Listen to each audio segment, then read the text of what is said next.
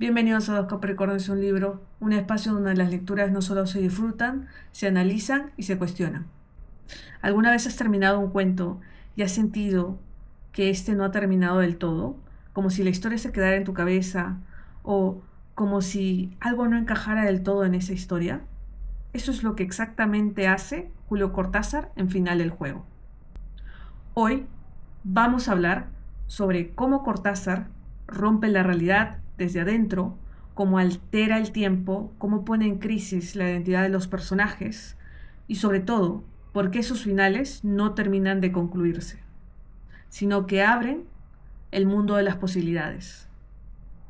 Y para entenderlo mejor, nos apoyaremos de tres ideas claves: la narración paradójica de Meyer Mineman, la estructura mandálica que propone Jaramillo Díaz y el análisis sobre principios y finales de García Ramos. Las referencias completas las encontrarás en la cajita de descripciones. Y antes de entrar en el análisis del final del juego, hablemos brevemente del autor.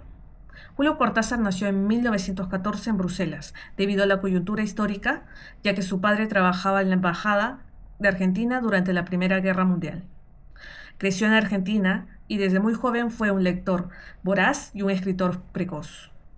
Durante años trabajó como traductor incluso para la UNESCO, en París, ciudad donde se instaló definitivamente en 1951. Cuando publicó Final del Juego, en 1956, el libro consolidó su prestigio como cuentista y confirmó su apuesta por una narrativa que desafiaba las formas tradicionales, anticipando su lugar central en lo que sería el llamado boom latinoamericano. Si quieren saber más sobre el autor, les invito a visitar nuestras redes sociales, donde hemos subido un post dedicado al autor. Final del Juego es un libro de cuentos de Julio Cortázar publicado en 1956, compuesto originalmente por 3 secciones que reúnen 18 relatos breves. En este episodio hablaremos de 4 cuentos: Continuidad de los parques, Sobremesa, La noche boca arriba y Axolot. Antes de empezar con el análisis, cabe señalar que lo fantástico en los cuentos de Cortázar no aparecen como algo completamente ajeno a la realidad, sino como una grieta dentro de lo cotidiano. Sus personajes habitan en espacios normales, una casa, una ciudad, un hospital, un libro, pero poco a poco algo altera la lógica habitual del mundo. El tiempo se desordena, las identidades se confunden y los límites entre la realidad y la ficción se vuelven inestables. Es decir, en Cortázar, lo fantástico no busca explicar lo imposible, más bien busca generar inquietud y hacer que el lector dude de aquello que creía seguro. En Continuidad de los parques, un hombre lee una novela mientras permanece cómodamente sentado en un sillón verde. Dentro de esa novela se desarrolla otra historia en la que 2 personajes planean un acto decisivo. A medida que la narración avanza, uno de ellos se dirige hacia una casa con una intención claramente definida. Sin embargo, el cuento se interrumpe justo cuando ambas historias parecen cruzarse, produciendo un efecto inquietante en el lector. En este punto aparece una metalepsis, es decir, una ruptura de los niveles narrativos. Habitualmente, una narración distingue con claridad el mundo del personaje que lee y el mundo de la ficción que está siendo leída. No obstante, Cortázar desdibuja esos niveles y vuelve inestable la frontera entre ambos planos. El lector ya no puede distinguir con certeza dónde termina la realidad y dónde comienza la otra. Sin embargo, lo más significativo no es únicamente esta transgresión de los niveles narrativos, sino aquello que permanece oculto. El final del relato es inacentia, expresión latina que significa en ausencia, porque el acontecimiento decisivo nunca se muestra de manera explícita. En lugar de ofrecer una conclusión, el texto deja un vacío que el lector debe completar, con su imaginación. De esta manera deja de ser un simple observador y pasa a formar parte activa del juego narrativo. El cuento no concluye en la última línea, sino que continúa en la mente de quien la lee. Esta ausencia no es casual, sino deliberada, porque genera tensión, provoca inquietud y convierte al lector en un participante fundamental de la construcción del sentido de este cuento. En Sobremesa, lo fantástico surge a partir de una ruptura de la temporalidad. El personaje Rojas recuerda un hecho que para el personaje Moraes todavía no ha ocurrido, lo que da lugar a una metalepsis temporal, en la que las fronteras entre el pasado y el futuro dejan de estar claramente delimitadas. De este modo, el relato altera la lógica convencional del tiempo, ya que aquello que para un personaje constituye un recuerdo se presenta para otro como un acontecimiento futuro. Cuando finalmente se confirma la muerte de un personaje, lo que parecía imposible adquiere una inquietante apariencia de realidad.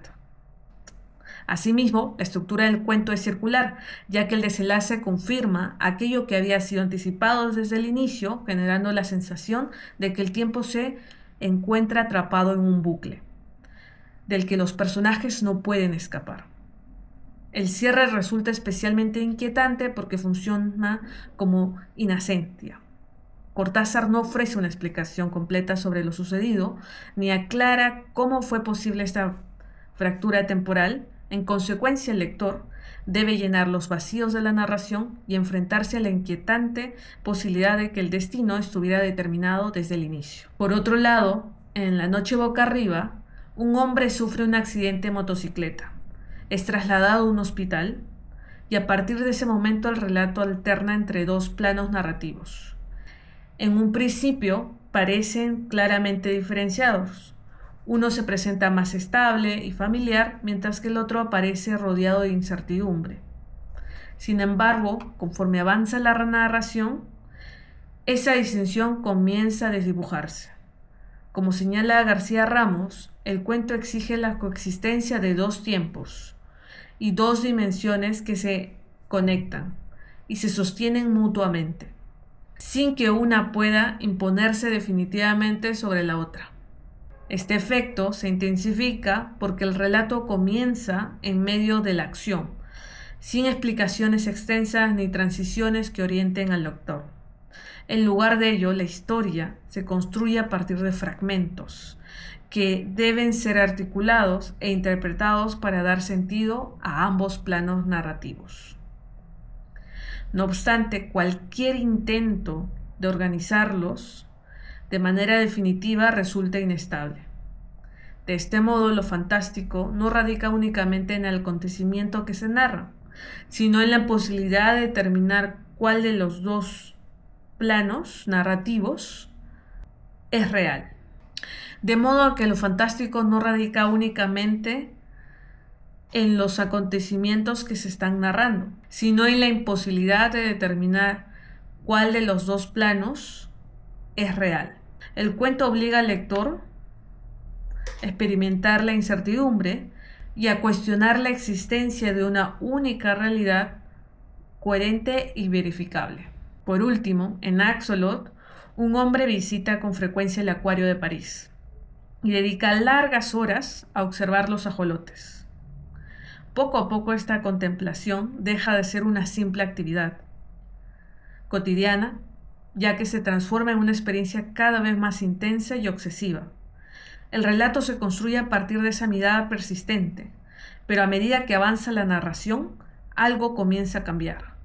La identidad del observador se vuelve ambigua y las fronteras entre quien mira y aquello que es mirado empiezan a desdibujarse. Meyer Mineman interpreta este proceso como una doble metalepsis, en la que se produce una transformación en el plano del ser y al mismo tiempo una inestabilidad en la voz narrativa. El yo deja de construirse como una entidad fija y estable, de modo que la identidad del narrador se vuelve problemática.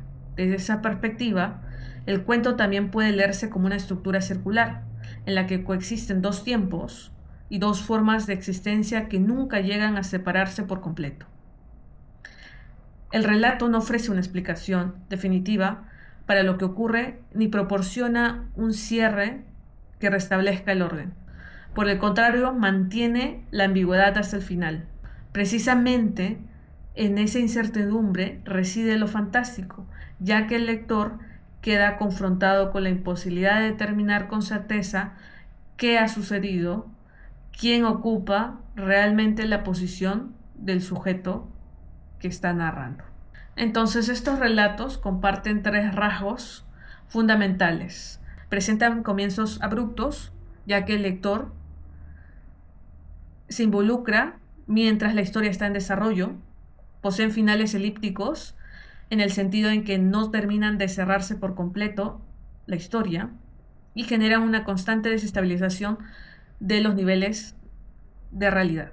De modo que Cortázar evita la linealidad narrativa, ya que el relato no avanza como una secuencia ordenada de acontecimientos, sino que se construye a partir de cortes, desplazamientos y superposiciones. A partir de esa estructura surge una idea central, la posibilidad de que exista otra realidad que coexista con la realidad cotidiana. Finalmente, ¿qué sería Final del Juego? Más que un simple libro de cuentos, es un espacio de exploración literaria donde Cortázar pone a prueba los límites de la realidad, del tiempo y de la percepción. En estos relatos, el tiempo deja de avanzar de manera lineal. La identidad se vuelve inestable, la ficción adquiere la capacidad de interrumpir la realidad cotidiana. Como consecuencia, el lector pierde la seguridad de sentirse externo a la historia y se ve involucrado en los mecanismos que la construyen.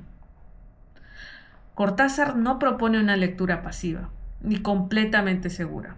Por el contrario, invita a una experiencia que obliga a cuestionar aquello que habitualmente consideramos estable, el tiempo, la memoria, la identidad e incluso nuestra concepción de lo real.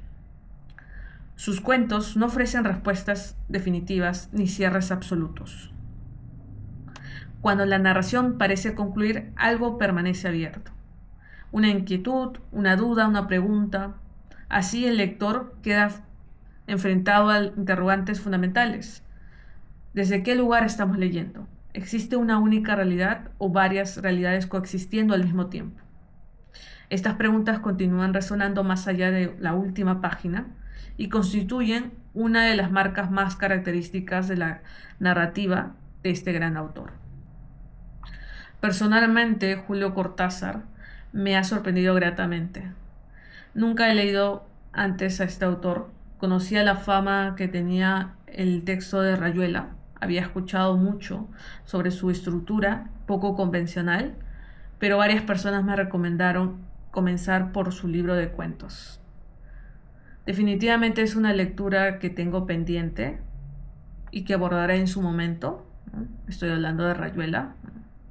Pero después de leer Final del Juego, puedo decir que Cortázar me sorprendió como escritor. Su propuesta narrativa es clara y al mismo tiempo arriesgada. Sus cuentos no solo invitan a interpretar lo que sucede, sino también otorgan mucha agencia en el lector, ¿no? En muchos casos eres tú como lector quien decide si finalmente la historia ha terminado o si aún hay algunos cabos sueltos que van a continuar resonando más allá de la última línea que hayas leído, ¿no? Con respecto a lo que yo disfruté de esta lectura es la capacidad de dejar esas preguntas abiertas, de generar esa incertidumbre y de hacer que el lector participe activamente en la construcción de ese sentido, ¿no? Y si te interesan este tipo de finales abiertos, donde la historia parece continuar incluso después de haber terminado, te recomiendo también ver la serie Halfman, disponible en HBO Max. Al igual que muchos cuentos de Cortázar, propone un desenlace que evita las respuestas definitivas, deja espacio para la interpretación del espectador, obligándonos a preguntar qué ocurrió finalmente en el último episodio y cuál es el sentido final de la historia, ¿no?, de ambos hermanos. Ahora quiero saber también tu opinión. ¿Leerías final del juego? ¿Ya lo leíste? ¿Qué cuento fue tu favorito? Y además, ¿conoces otros libros o relatos donde aparezca la metalepsis o donde los límites entre la ficción y la realidad se vuelvan difusos? Déjanos tus respuestas en los comentarios. Muchas gracias por ver o escuchar este episodio de esta nueva temporada. No olviden seguirnos en Instagram y en TikTok como Dos Capricornios un Libro. Chao, chao. Nos vemos en el próximo episodio.